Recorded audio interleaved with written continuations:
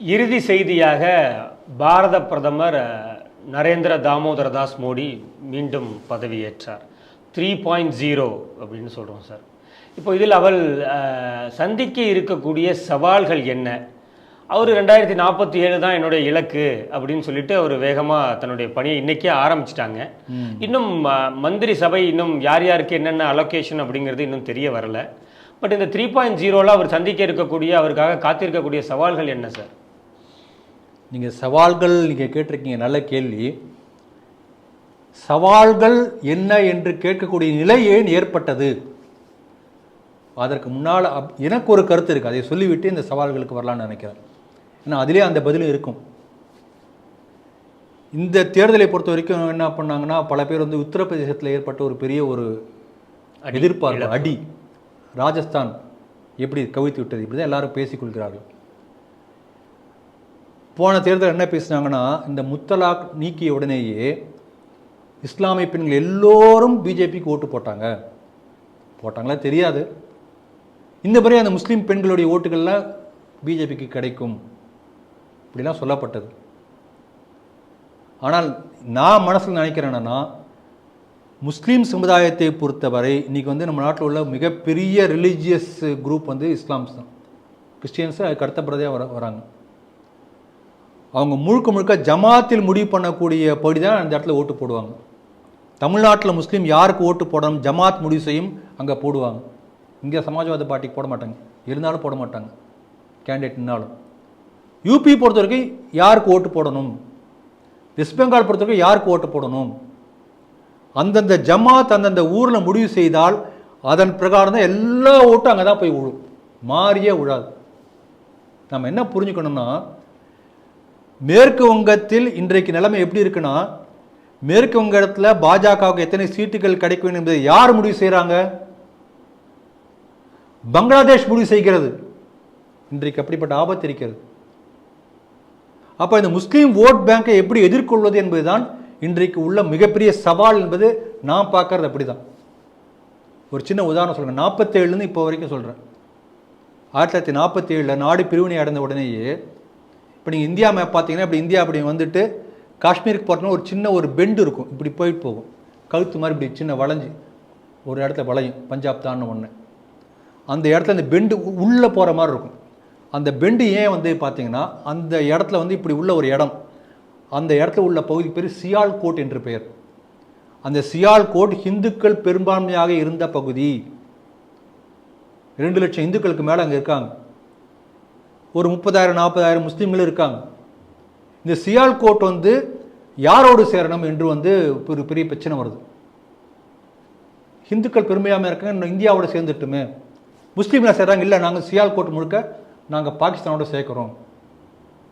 அப்போ என்ன சொல்கிறார், நம்ம தான் நேரு தான் இருப்பார், என்ன சொல்லியிருப்பார், ஒரு இது ஓட்டெடுப்பு நடத்துவோம், எந்த பக்கம் சேரணும் அந்த பக்கம் சேரட்டும். அப்போ ஹிந்துக்கள் நினச்சாங்க, நாம தான் பெரும்பான்மை, நான் போய் இதுக்கு ஓட்டு போடணும், அப்படி ஒவ்வொருத்தரும் நினைக்கிறான். புரிஞ்சுங்களா? ஆனால் அங்கிருந்து அத்தனை முஸ்லீம்களும் போய் இது பாகிஸ்தானோடு சேர வேண்டும் என்று ஓட்டு போட்டார்கள். சியால்கோட் பாகிஸ்தானோடு சேர்ந்தது. அன்றைக்கு 2 லட்சம் பேர் இந்த ஹிந்துக்கள் இன்று சில 100 பேர்களாக இருக்கிறார்கள். அந்த லட்சம் பேர் எங்கே போனால் யாருக்கு தெரியாது.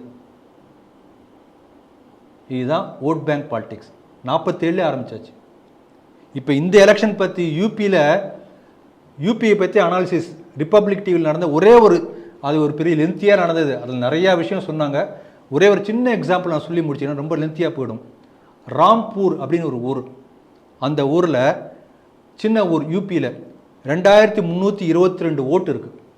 ஆல் முஸ்லீம்ஸ், எல்லாருமே முஸ்லீம். அதில் 532 வீடுகள் பிரதம மந்திரி ஆவாஸ் யோஜனா மூலமாக, மோடி மூலமாக, அந்த திட்டத்தின் மூலமாக கட்டி கொடுக்கப்பட்டது. அந்த ஊரிலிருந்து மோடிக்கு பாஜகவுக்கு விழுந்த ஓட்டுகள் 0. நம்ம தெளிவாக புரிஞ்சுக்கணும்.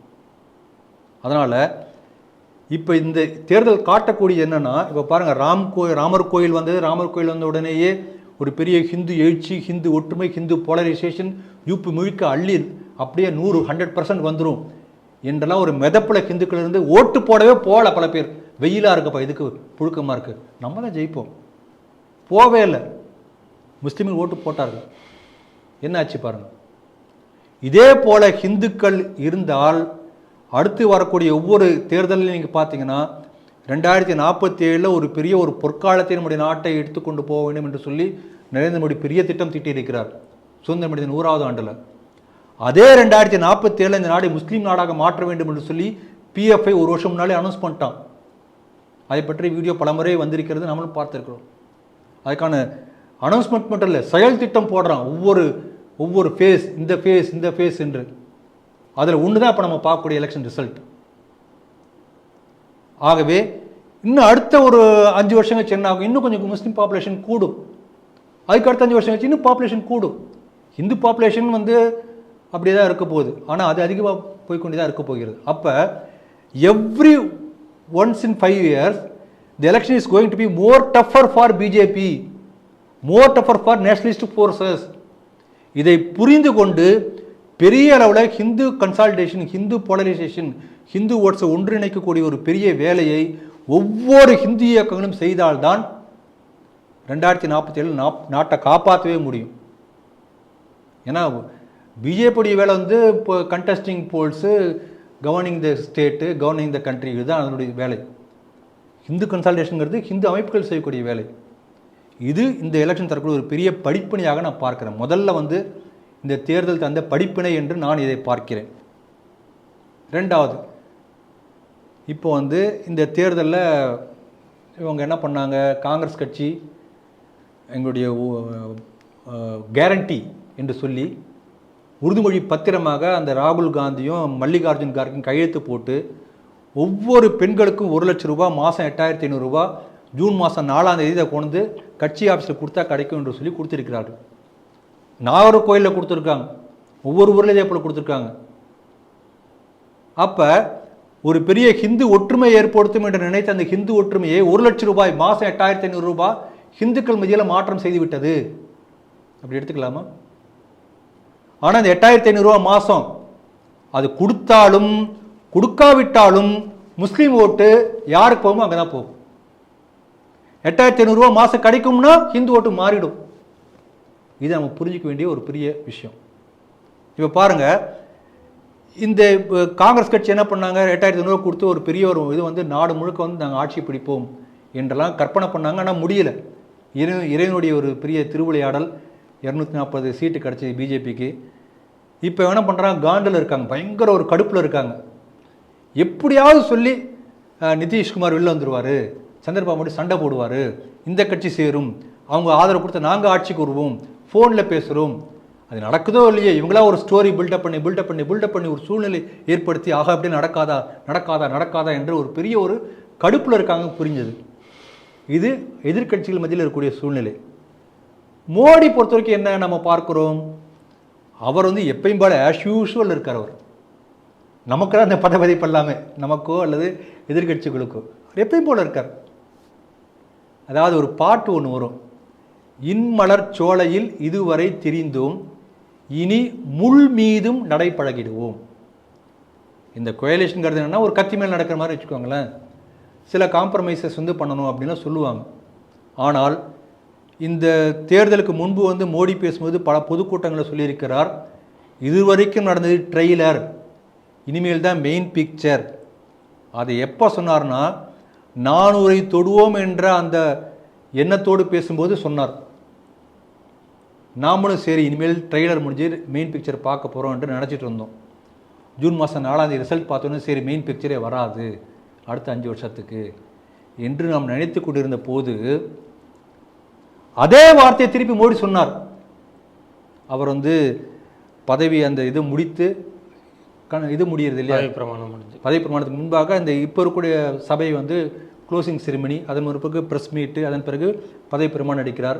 எல்லா இடத்துலையும் திருப்பி அதே சொல்கிறார், இதுவரைக்கும் மெயின் பிக்சர், இனிமேல் இதுவரைக்கும் ட்ரெய்லர், இனிமேல் மெயின் பிக்சர், தெளிவாக சொல்கிறார். அப்போ Modi is not going to compromise on what he has plant, what he has in his mind. மாற்றவே போகிறதில்ல. அதே மோடி 2வும் மோடி 3க்கும் பெரிய வித்தியாசம் இருக்க போவதில்லை, அதே போல தான் இருக்கும். இல்லாட்ட அந்த வார்த்தை வந்திருக்காது. இல்லை நம்ம என்ன இன்னொரு விஷயம் பார்க்கணும்னா, ராஜ்யசபாவில் பெரும்பான்மை பலம் பாஜகவுக்கு இருக்கிறது.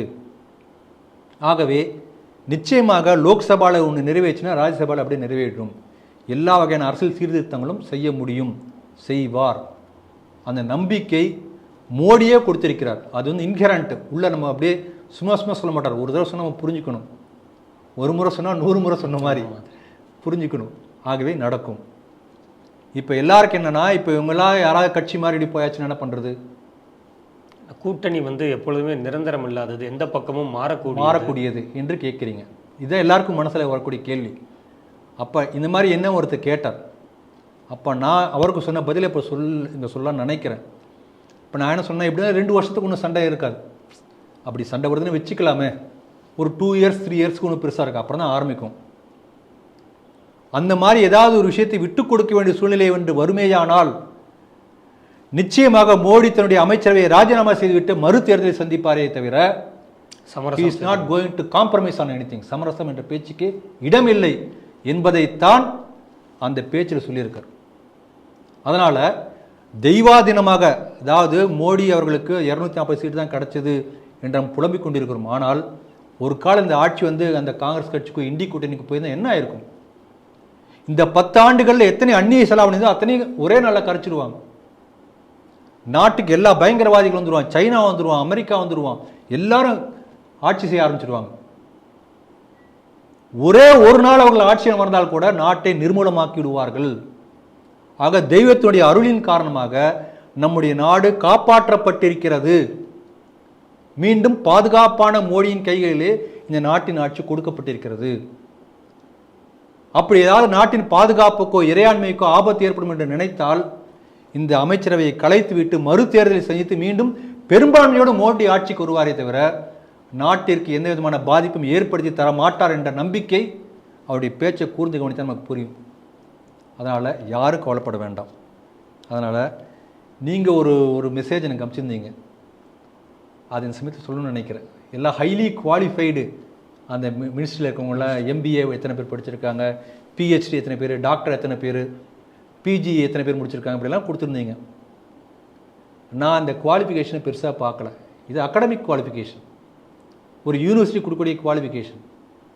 ஆனால் அந்த அகாடமிக் குவாலிஃபிகேஷனை விட மிகப்பெரிய குவாலிஃபிகேஷன் இங்கே உள்ள ஒவ்வொரு அமைச்சருக்கும் அதை பார்த்தான் அமைச்சரவையே முடிவு செய்யப்பட்டிருக்கிறது. அது என்னன்னா, இவங்க தேசியவாதியா? மன்மோகன் சிங் நாட்டை பிரைம் மினிஸ்டராக இருந்தார். ஹார்வர்டு யூனிவர்சிட்டியில் ஏதோ டாக்டர் சிதம்பரம் இருந்தார். அவரெல்லாம் பெரிய பொருளாதாரத்தில் பெரிய பெரிய படிப்பு படித்தவர்கள். ஆனால் என்னாச்சு? நாடு பொருளாதாரம் வளர்ந்ததா? ஹார்வர்டு யூனிவர்சிட்டி செய்யாத பொருளாதார சாதனை ஒரு டீ செல்லர் செய்தார் என்ற என்ன அர்த்தம்? தி நேஷனாலிட்டி அது வந்து அவருக்கு ஆழமாக ஊறியது. ஆகவே தேசியம், தேசம், இந்த நாடி நரம்பு முழுக்க இருக்கக்கூடியவர்கள் யாரோ அப்படிப்பட்டவர்கள் அமைச்சராக ஆக்கப்பட்டிருக்கிறார்கள். ஆகவே நீங்கள் சொல்லக்கூடிய அந்த எஜுகேஷன் குவாலிஃபிகேஷன் என்பது it's a feather in the cap, ஒரு அடிஷனல் ஒரு ஃபெதர். அதாவது நீங்கள் நல்லா சாப்பிடும்போது ஒரு எக்ஸ்ட்ரா ஒரு சைடிஷ் வர மாதிரி வச்சுக்கோங்களேன், இன் அடிஷன். அப்படி தான் நான் பார்க்குறேன். ஆகவே நிச்சயமாக ஒரு பெரிய மாற்றம் மோடி 3யில் வரப்போகிறது. பல பேர் சொல்லியிருக்கிறார்கள், நேருவுக்கு அடுத்தபடியாக 3வது முறையாக பிரைம் மினிஸ்டராக மோடி அவர்கள் வந்திருக்கிறார் என்றெல்லாம் போட்டிருந்தாங்க.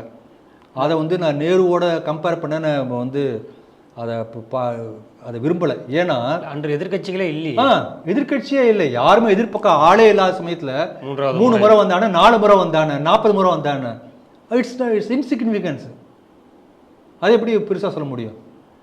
இப்போ பாருங்க, இத்தனை இப்போ எதிர்கட்சிகள்லாம் சேர்ந்து, வெளிநாட்டு அந்த எல்லா பத்திரிகைகள்லாம் சேர்ந்து எதிர்த்து, பாகிஸ்தான் சைனாலாம் சேர்ந்து எதிர்த்து, டீப் ஸ்டேட் சேர்ந்து எதிர்த்து, நெரேட்டிவ் செட் பண்ணி, இத்தனைக்கு அப்புறமும் மோடி அவர்கள் ஜெயித்து 3ஆம் முறை வந்திருக்கார் என்று சொன்னால் அது பெருமை.